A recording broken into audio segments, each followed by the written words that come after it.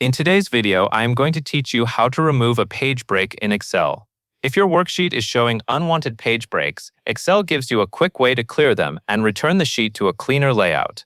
This is especially helpful if page breaks were added manually, and they are affecting how your document prints or how the page is divided across multiple sheets.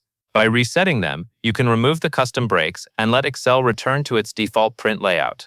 To begin, open your Excel workbook and go to the worksheet where you want to remove the page break. Make sure you are on the correct sheet before making any changes, since page break settings apply to the active worksheet. Next, move to the Page Layout tab at the top of the Excel window. This tab contains the print and page formatting tools you will need. Once you are there, look for the Page Setup group. Inside that section, you will see the Breaks button. This is where Excel stores the controls for adding, removing, and resetting page breaks. Click the Breaks button to open the drop-down menu. From the list of options, select Reset All Page Breaks. As soon as you click it, Excel will remove any manual page breaks that were inserted on that worksheet. This is the fastest method when you want to clear all custom page breaks at once, instead of removing them one by one. It is important to know that this option resets manual page breaks only. Excel may still show automatic page breaks based on your paper size, margins, scaling, and print area.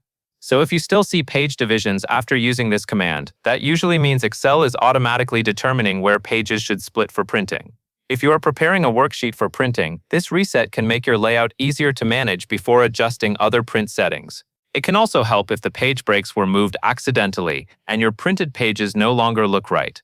So to quickly remove page breaks in Excel, go to the Page Layout tab, click Breaks in the Page Setup group, and choose Reset All Page Breaks. That will clear the manual page breaks from the active worksheet and restore the default page break behavior.